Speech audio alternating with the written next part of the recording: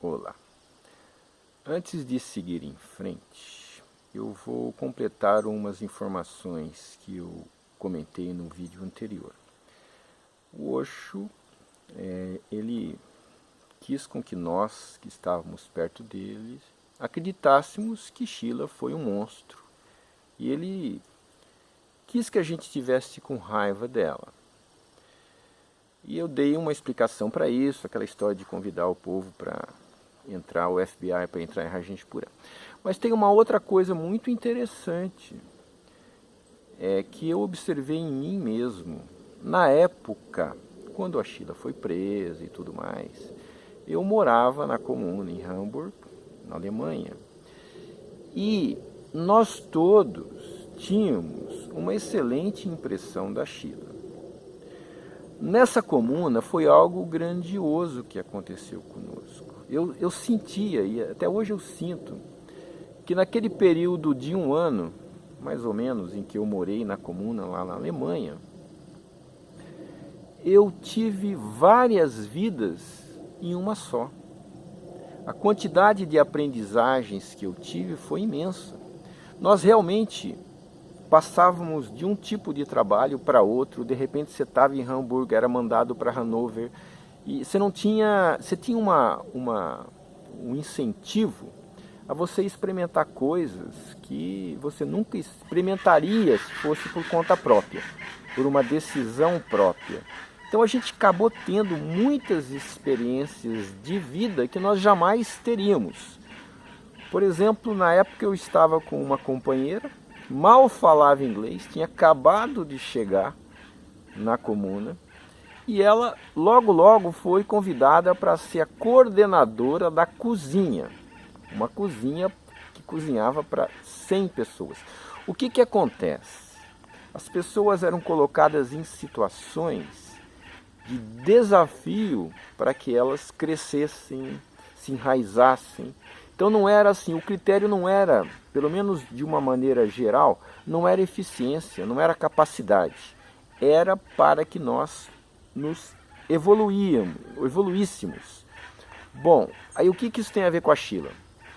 Foi uma experiência muito grandiosa, mas quando o Osho começou a falar mal da Shila, começou a surgir um sentimento de ânsia por liberdade.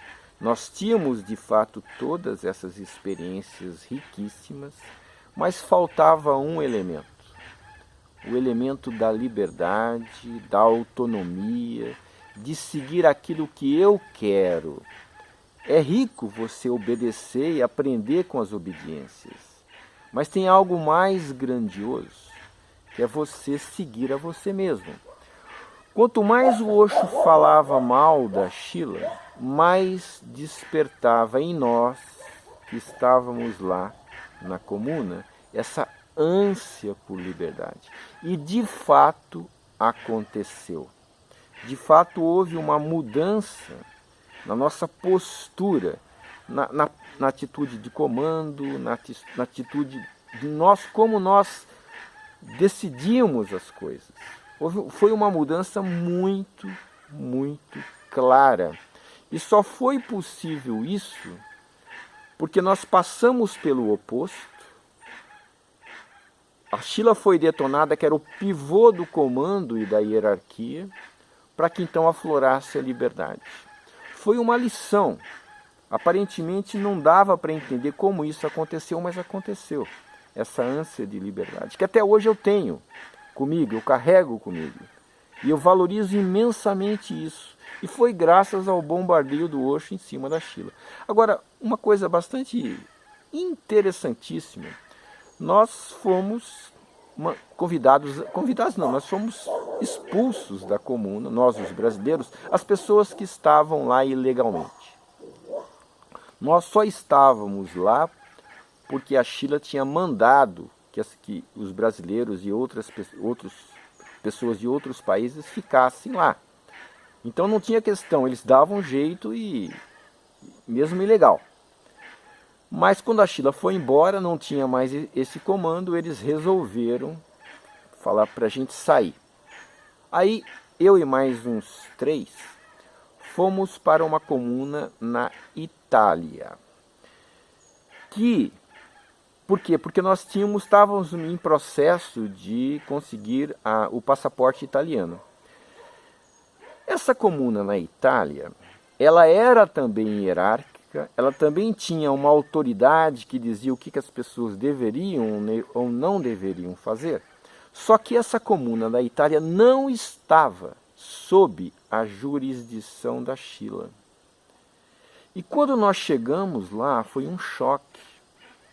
Porque todo aquele senso e aquela ânsia de liberdade que nós tivemos lá na comuna da Alemanha não estava ocorrendo na Itália. Todo mundo continuava submisso. Por quê? Porque não passou pela lição que foi passada pelas comunas que estavam sob o comando da Scila. Aquela era uma comuna separada e não aprendeu a lição, porque ela não se submeteu à Scila. Quem estava no comando não quis deixar o comando e continuou comandando. E as pessoas não tinham a força, não tinham a clareza, não tinham vivido aquele processo que nós tínhamos passado na comuna da Alemanha. O que eu estou querendo dizer?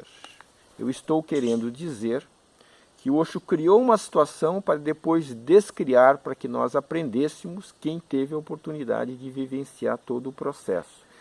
Teve um vídeo que eu fiz também, chamado Religiosidade, Histórias com Osho, que eu falo que foi criada uma religião nos Estados Unidos, chamado Rajneeshismo, e que depois o Osho tirou, e que um dos motivos dele ter feito essa religião foi para vacinar a gente, para não criarmos novamente uma religião.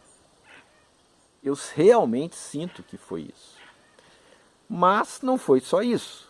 Obviamente foi também para provocar ou para ficar nos Estados Unidos a criação de uma religião. Então, as estratégias de um mestre, elas têm múltiplos alcances. Aquilo que eu falei no vídeo, que ele fez essa religião para que nós não repetíssemos o mesmo erro, é verdade. Só que não foi só isso.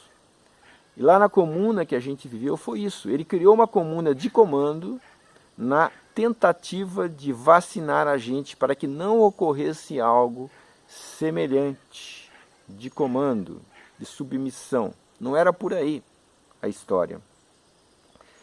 Então, eu não sei se eu estou sendo claro para ilustrar um dos motivos de Osho detonar a Scila naquele momento. Uma outra coisa que eu quero completar sobre o Krishnadeva, que eu falei que eu acho que ele foi forçado a dedar para acelerar o processo de expulsão. Só quero dizer assim, olha, quem estava lá tinha um amor pelo Osho. E para mim é muito difícil acreditar que mesmo uma pessoa que tivesse um amor pequeno pelo Osho pudesse traí-lo. Perguntaram para o Niren lá nessa série o que ele achava do Krishnadeva, porque o Niren, o advogado do Osho, conhecia o Krishnadeva bem, e há muito tempo. O que ele achava do Krishnadeva por ter traído. O Niren não demonstrou nenhuma expressão de raiva para com o Krishnadeva. O Niren ficou quieto e finalmente respondeu: essa é uma questão entre eu e ele. Morreu aí. Com essa fala do Niren, ficou mais claro ainda. Niren sabia que o Krishnadeva tinha ido, a contragosto, trair, entre aspas, o Osho Rajneeshpuram. Mas vamos lá. Vamos prosseguir. Houve muitas induções negativas. Uma delas eu falei, aquela história do gordinho ter falado que o Osho era hipnotista e criou essa ideia que permeou todo o documentário. Eu também falei que aquele cara de voz grossa, esse foi campeão de induções negativas. Falou que o Osho fugiu, eu expliquei que não foi nada disso. Ele falou não só que o Osho fugiu, ele falou que o Osho abandonou seus discípulos. Puta, Que indução, hein? Abandonou seu discípulo. Isso está dizendo, o Osho é um sacana. O Osho salvou os seus discípulos por ter saído de lá para ser preso em outros lugares. Isso não foi abandono. Uma outra coisa que esse cara de voz grossa falou para induzir, começar a entrar uma ideia negativa dentro de quem está assistindo.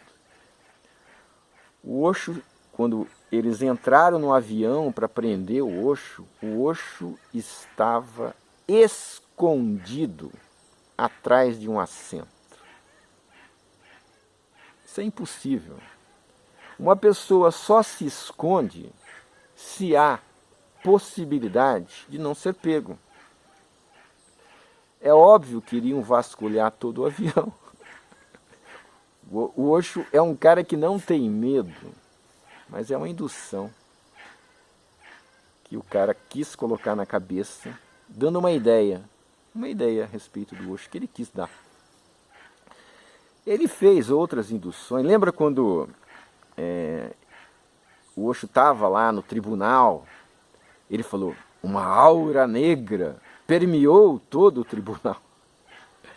E a pessoa que desenhava, havia uma desenhista, né, desenhista dos acontecimentos, dos réus e tal, ela falou que só sentiu algo parecido quando ela estava na presença do Ayatollah Khomeini.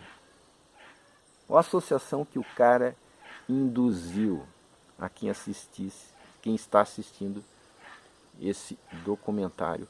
Associar o Ayatollah Khomeini com Osho, só entra nessa quem não conhece nada do Osho. Outra coisa que esse mesmo cara falou, que quando a comuna do Osho saiu da Índia, fugiu da Índia para os Estados Unidos, cometeram milhares de contraversões. Aquele jornalista investigativo também falou isso, que havia muitos crimes que eles tinham cometido e eles tinham fugido da Índia. Bom, eles voltaram para a Índia e não aconteceu nada, não estava nada preso, não tinha nada demais contra eles. Mas a indução foi feita. Induções sobre induções. Aquela indução daquele filme, essa é muito importante, porque eles sempre usam esse filme quando eles querem dar uma ideia negativa do Osho e dos sannyasis do Osho. Sempre usam esse filme. Eu já vi em alguns outros reportagens usando aquele filme, daquele pessoal pelado, gritando, brigando. E a ideia que dá, ou que eles querem dar, é que era isso que acontecia. Essa era a nossa vida. É assim que eram os grupos. Aquela história do gordinho falar que quem transa o dia inteiro vai para o céu, dizendo que era uma ideia tola que nós tínhamos, nós nunca tivemos essa ideia. Sobre esse filme, faltou, e aí o documentário foi muito malicioso, faltou contextualizar aquelas cenas. Aquele era um grupo coordenado pelo Tirtha.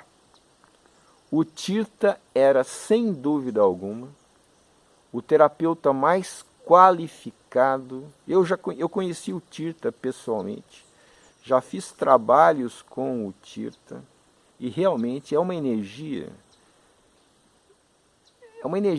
assim, eu diria que a impressão que eu tive do Tirtha foi a melhor possível. O Tirtha era responsável por aquele grupo, e era um grupo só para quem tivesse peito de limpar as suas sujeiras, limpar os seus condicionamentos. Era um grupo absolutamente transformador. Eu não fiz esse grupo. Esse grupo aconteceu antes do Osho ir para os Estados Unidos, em Pune, na Índia. Eu só fui para Pune, Índia, depois que o Osho foi para os Estados Unidos e não antes. Mas havia esse grupo, e era um grupo altamente transformador. As pessoas saíam leves, renovadas, limpas, mas era um contexto específico. Mas a ideia foi passar que só tinha isso, dentro das nossas atividades. Houve uma outra coisa que eu considerei hiper maliciosa. Falaram que eles estavam querendo, os sannyasis lá em Rajneshpura, estavam querendo envenenar a água do condado lá de Vasco County. E que alguém ouviu dizer, não sei aonde, que castores poderiam transmitir doenças. Tinha uma bactéria e eles queriam, os sannyasis, jogar castores dentro da água. E o cara fala, eu não sei se isso é verdade, eu ouvi dizer que alguém disse. E que, também sem saber se isso é verdade, ele fala que como não deu para enfiar os castores dentro do reservatório de água, eles trituraram os castores e jogaram os castores triturados. Que indução maliciosa. Primeiro que não aconteceu nenhuma doença por causa do reservatório de água. Agora, dizer uma coisa dessa, porque alguém disse que ouviu dizer, isso, o cara pode dizer, o cara que fez essa afirmação, ele estava interessado em difamar, é verdade. Mas o cara que edita e que põe uma matéria dessa, uma fala dessa, é um cara que está com más intenções. Ele está querendo realmente criar uma imagem que não corresponde à realidade. Uma indução absolutamente pejorativa.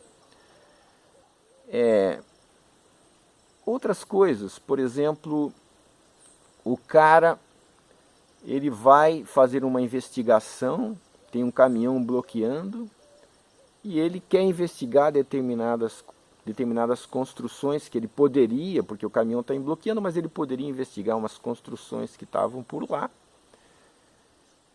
E não deixaram. Falaram que não tinha chave, que não sei o que lá, e o cara não insistiu.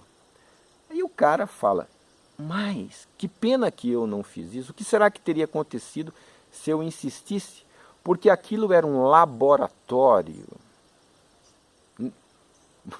Um laboratório nefasto. Que cultivava salmonelas. Bom, se ele não foi lá ver, como é que ele sabe que é um laboratório? E se alguém tivesse que impedir a entrada deles, colocando o caminhão, iriam colocar o impedimento mais para frente, não a um ponto de haver a possibilidade de o cara investigar justamente o laboratório. Quer dizer, são coisas assim que a gente acredita se quiser. Você acredita se quiser, se o cara bebeu água e se sentiu muito mal, o cara era um investigador, queria provas contra Rajneshpura. E aí ele fala, eu bebi um água e aquilo me envenenou e não sei o quê. Bom, você vai saber se isso é verdade. Você acredita se você quiser. Agora, em relação aos crimes da Sheila, a gente vai falar numa outra oportunidade. Tá bom?